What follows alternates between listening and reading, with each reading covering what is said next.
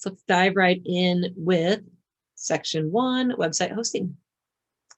So first piece of this is domain registration. You want to purchase your domain, get that secured. And when you have that secured, you want to have a backup credit card. You want to buy it for 2 years, right? If you're not testing out the business, you never want to lose this domain name. You also will look into registering variations of your domain name. I have one.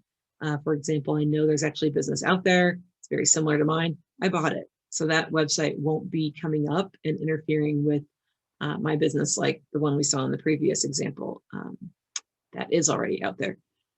Assign domain ownership to corporate entity. You want to lock your domain name. You want to choose a solid password. Register your domain. Again, we talked about this for long periods of time. Backup payments and backup contact information. All very important. And again, keep this all in one place. Your homework has great spots for you to track all this information. We want this homework piece to be a standalone document for your business to really contain all of this information. So when you have a question or need a reference back, it's all right here. So then we look at website hosting. 53% of mobile site visitors leave if it takes more than 3 seconds to load a page. Again, page load speed directly related to your website hosting. You want an average uptime of 100% as a goal. 99.9%, pretty good. Average uptime is basically like this host doesn't experience, downtime, and they get ratings on that. You want your website to load in 3 seconds or less, ideally 1.5, 2 seconds. You don't necessarily have to take those entire 3 seconds, but it is a good goal. Customer support is something very important. Understand who is hosting your website and what kind of support you get from them. Pricing and renewal, again, write all this down in the homework, which we'll cover at the end. Do you get the free domain with it, right? How much bandwidth and storage? Is your SSL certificate installed as part of your hosting, or do you have to do that through a separate outlet? Backups and security, again, all very important things to understand if you're hosting offers for your website.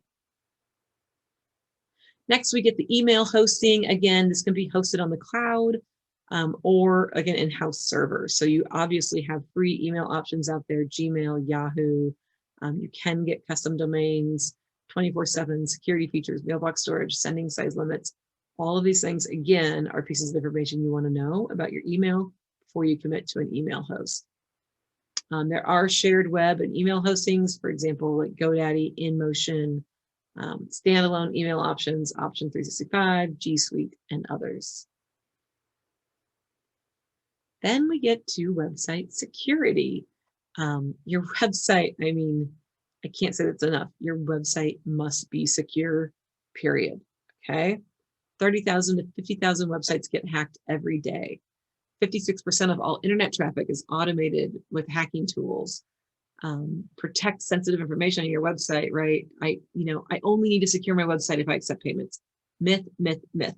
Okay. You have to have a security certificate. It's actually improves your SEO rankings if you do have that SSL certificate. If you don't, and if somebody's ranking right next to you, you are going to get ranked below them.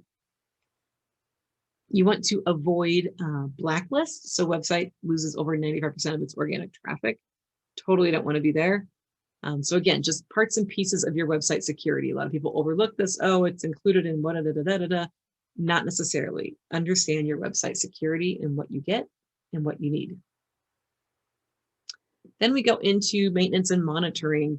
You want to make sure you have the latest version of your website software, whatever you are using, make sure that is installed. You definitely want to connect and update any plugins that you think are beneficial to the function of your website. You're going to want to perform backups of your website data. Weekly is good.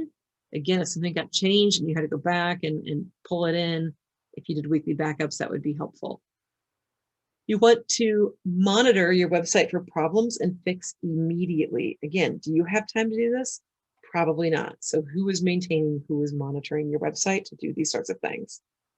You're also going to remove any spam comments from pages and posts, check for broken links, search for 404 errors, and review security scans, and then also check the website load speed frequently. So when we come back to your homework for Section 4, Module 1, website hosting. We are going to be basically taking a look at all this information we just reviewed, right? Domain registration, get the date, variations register, provide backup billing info. Then we're going to talk about website hosting. Renewal date, is your domain included? Security certificate included? All the information about your hosting, all the information about your email hosting, all of the information about your security certificate, and maintenance and monitoring. So if you are having somebody maintain your site, who are they?